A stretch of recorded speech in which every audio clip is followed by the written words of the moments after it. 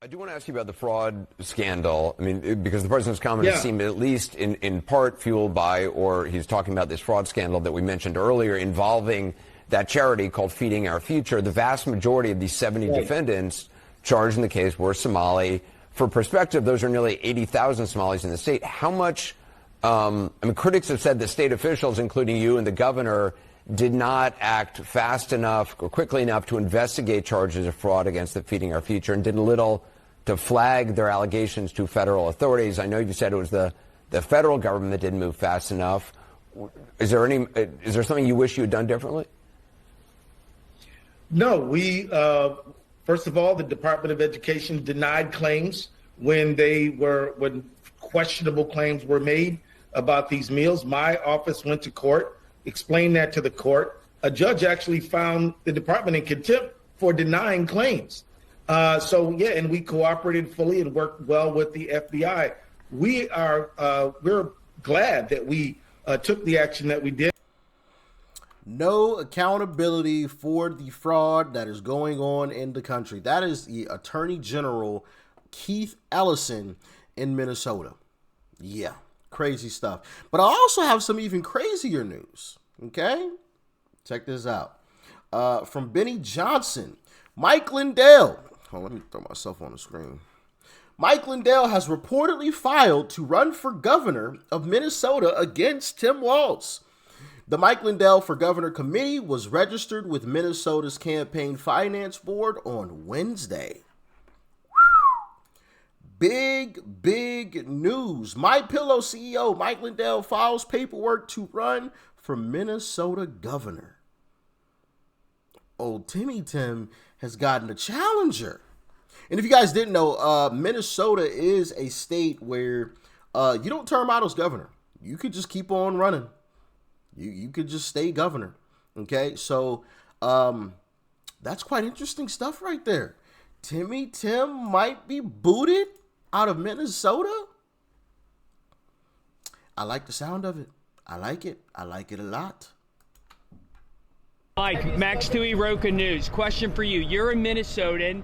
What do you think of Tim Walz? I'm so happy that you asked that because he's probably one of the worst men and governors this country's ever seen. What he's done to our state of Minnesota, and I can say that, I know this stuff personally. He let Minneapolis get burned to the ground. My friends that have built their lives, we were all crack addicts together. They had rebuilt their lives. The American dream, going from a crack addict to build up business, they all got burned to the ground while he sat and watched. In Minnesota, what he did during the virus, you'd only have 10 people in our house, or your neighbor, he had a hotline, your neighbor could turn you in and you would do 90 days in jail. That's what China does. That's what Nazi Germany did. He hides behind this grandpa thing or whatever that he's trying to say.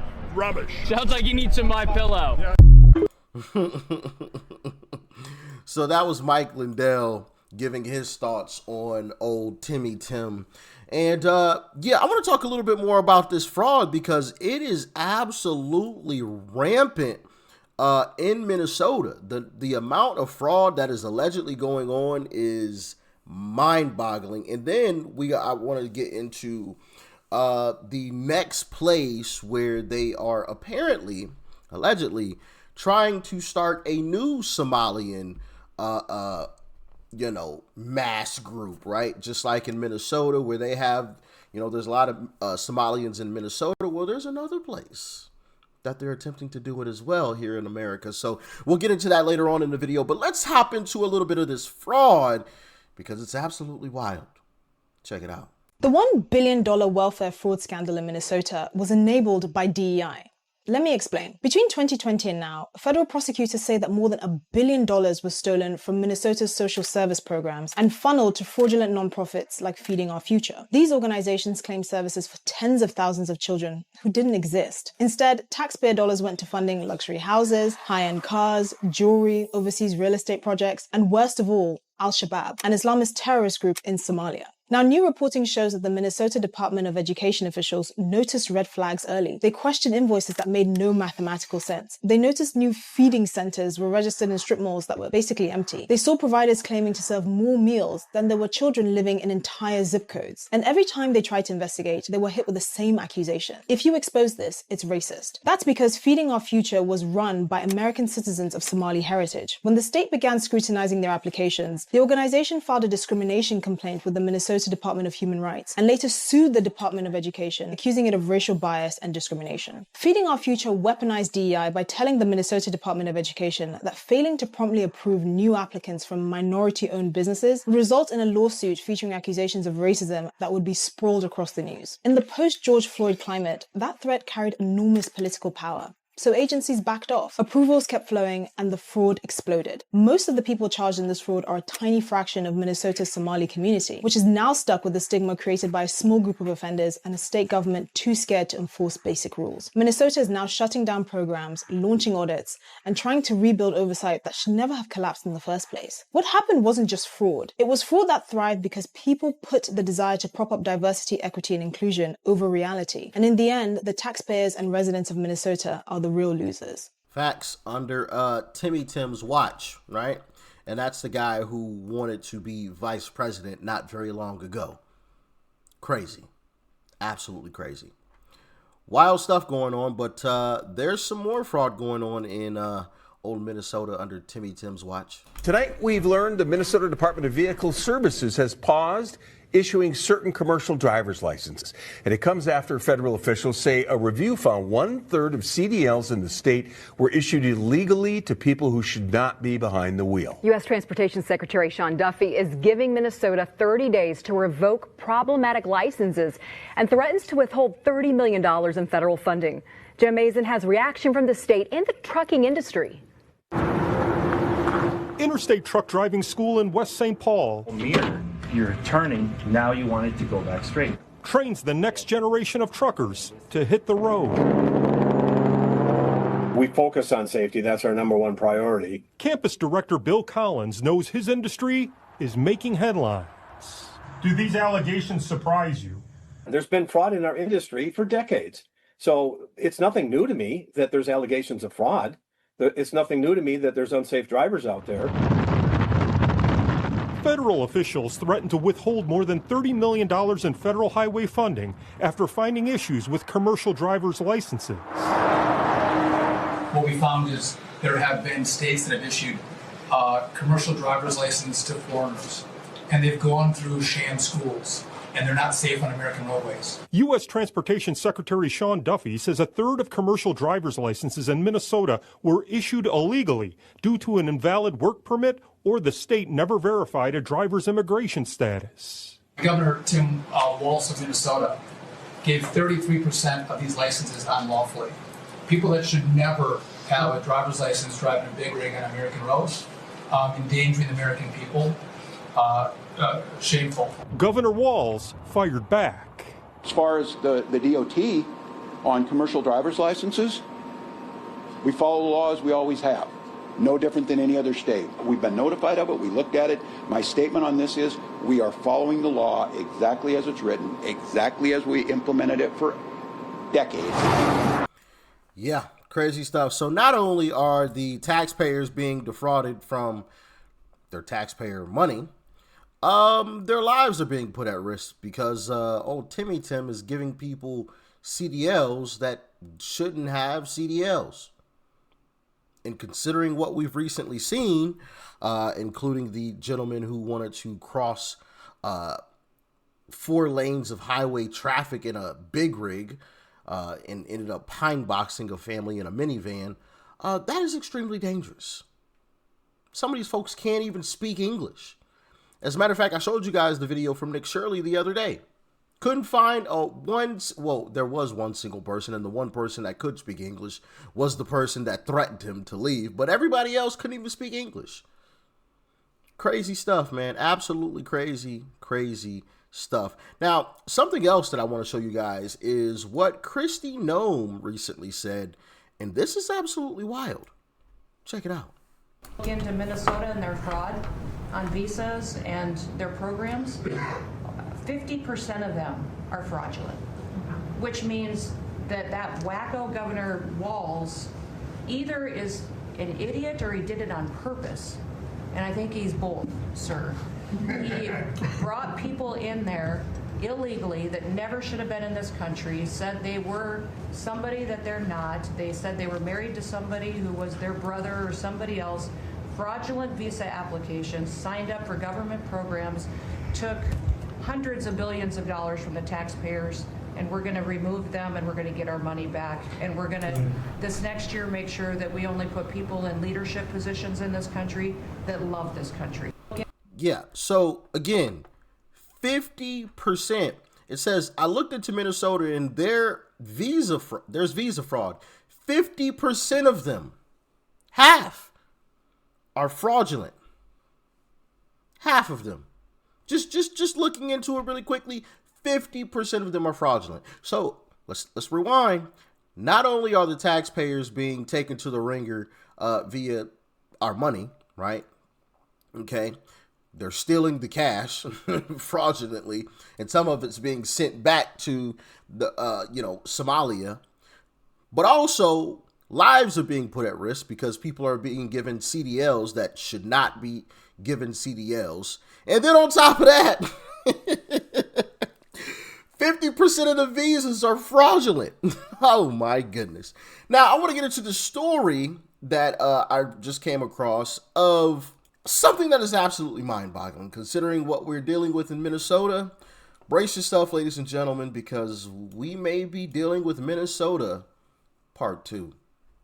Mr. President, Bobby Charles here, and we've had a dialogue before, but I am here to tell you that we are grateful that you went into Minnesota with your team and you found these fraud rings and these fake nonprofits and these foreign influence operations run by the Somali community, and what you, I think aptly, it's what has been called the Somalia First operation. And the irony is, here in the state of Maine, we are facing something similar. I'm here to tell you that our public reporting, never mind some of the early indications from federal inquiries, seems to be that we have a Somalia First operation here, Democrat funded, out there registering voters at the same time that they literally skim hundreds of thousands, maybe millions off our Maine Care system. As you may know, Maine Care is our version of Medicaid. It is a complete outrage because they are taking these monies from taxpayers in the state of Maine and they are using them to put Somali operators, these Somalia First operators, in our state government, both on the administrative side and on the local side and actually in our legislature. So my appeal to you is you have done an extraordinary job in going after this Somalia First operation and network, including monies that are sent abroad by these people that seem to have a higher loyalty to Somalia than they do to the United States, and you've done it in Minnesota. I'm asking you, please, send the Treasury Department's investigators, the Financial Crimes Enforcement Network, the ICE investigators, and anybody that the federal government has at DOJ or Treasury here to Maine, and in particular, go to Lewiston and help us, and Augusta, and help us unearth this Somalia First operation here in the state that is guilty, almost certainly, of Maine Care fraud with fake nonprofits exactly the way they did it in Minnesota. Please audit every dollar. Please come in and flip this place upside down so that we can get after this fraud and get our state back. So many Mainers, and I mean literally hundreds of thousands, want our state back again. Unfortunately, this Somalia First network is as rife here as in Minnesota. So please, as you have taken extraordinary actions to try to bring public corruption under control and public integrity back in Minnesota, we are in a state right now which is also Democrat controlled and where there is a very strong Somalia First operation. Please help us beat it. Thank you, Mr. President. Yeah, so if you thought the fraud or the mini Somalia ended in Minnesota, unfortunately, goodness gracious, I can't even talk. Unfortunately, you'd be sadly mistaken, okay? Because apparently it's going on in Maine. They're attempting to do the exact same thing in Maine. Crazy, right? Absolutely crazy. And this is coming from, and I actually covered this folks who say and claim that their country of Somalia is this wonderful and great place, but they're trying to allegedly take over some of our states and local governments.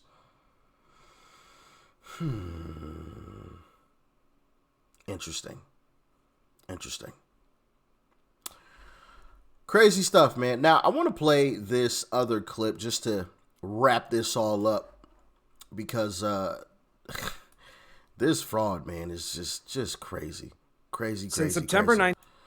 Check out this last clip, man. I got so many clips. I don't even know, like, what should I show you? Because some of these clips are a little bit longer, so I won't show you everything, but here's a clip. Since September 19th, officers from our Fraud Detection and National Security Directorate, working in teams, have conducted over 1,000 site visits across the Minneapolis-St. Paul area as part of this operation. What they found should shock all of America. Focusing on a list of over 1,000 target cases involving more than 900 individuals, our officers encountered blatant marriage fraud, visa overstays, people claiming to work at businesses that can't be found, forged documents, abuse of the H-1B visa system, abuse of the F-1 visas, and many other discrepancies. Over the course of the operation, our officers found indication of fraud, non-compliance, or public safety and national security concerns in nearly a little less than 50% of the cases interviewed. Crazy, right? Crazy stuff, man. Like I said, this fraud is everywhere. Everywhere. And allegedly, Timmy Tim knew exactly what was going on. So this is going to be quite interesting. Tribes falsified records and taxpayers charged to help dead people find housing. Those are just some of the fraud allegations we've learned the Minnesota Department of Human Services knew about for more than a year as tens of millions of tax dollars flowed out the door. Here's investigative reporter AJ Legault with the latest findings in Housing Hustle, a Recovery Inc. investigation. Fancy cars, fly-by-night companies. You're billing thousands of dollars for work that's not being done. Fake meetings. They just billed us for nothing. Forged names. I did not sign this legal document. Homeless veterans. I never met any of these people. Dead people billed. Phantom services. For that $14,000, you got what? Nothing. Vulnerable Minnesotans' real needs exploited. And you're sitting there in the cold thinking, okay, any day now. And that any day never comes. We've now discovered that all these allegations exposed in our investigation were not new news to the state agency that was supposed to be the watchdog. The Department of Human Services, DHS, had been, for more than a year, warned repeatedly. It's stunning. GOP State Rep Kristen Robbins chairs the House Fraud Committee and reviewed what Carol Levin uncovered. Hundreds of pages of documents that tell a to-date untold story about ignored fraud warnings in a program that by 2024 skyrocketed in cost to more than $100 million. Oh my gosh. The records coming to light through a Carol Levin data request to Hennepin County, which operates its own managed care organization. Think insurance company for clients on Medicaid. It's called Hennepin Health, and they were sounding the alarm. March 15th, 2024. Hennepin emailed DHS spelling out patterns of behavior and billing that raised our eyebrows. A DHS employee responds, "I have forwarded this information to our fraud department to investigate." The next month, DHS is warned in writing that an HSS provider is offering bribes to people outside the Salvation Army, $50 to get forms filled out. Wow. So they had credible allegations of fraud and bribery. So, what happened? On May 6th, Hennepin emailed DHS's Office of Inspector General asking if county complaints about kickbacks being offered are making their way to their team. An OIG manager responded, "A quick search of our case tracker fails to reveal any related referrals, and we're flying blind so far." We're flying blind. So, stunning. Goes in a black hole and no one even knows that these referrals are being made.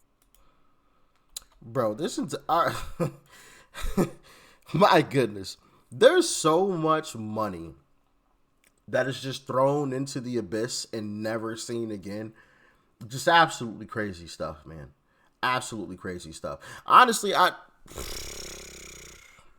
first off, our taxes need to be lowered, if not completely gotten rid of. Probably just lowered completely, because there obviously are some things that, we need to pay for, infrastructure and things. But, man, the amount of money that just disappears into the abyss is crazy. Absolutely crazy. And this is just a small piece of it, right? Because obviously Somalians in Minnesota or Maine aren't the only people committing fraud, but this is the topic of discussion right now. There's other fraud going on. Obviously Democrats, of course, got a lot of fraud going on with the Democrats. That's always a recurring theme. When you dig down deep, a Democrat is always involved in some way, shape, or form, right? But, yeah, man, guys, let me know your thoughts and your opinions about all of this. Timmy Tim is getting boxed in. He's getting boxed in from all sides. Allegedly, they knew about some of this stuff going on. And then on top of that, he's facing a challenge to his seat as governor. We'll see how this all turns out. But what do you think, man? What do you think? Let me know. Stay safe out there. Peace and love. I'm out.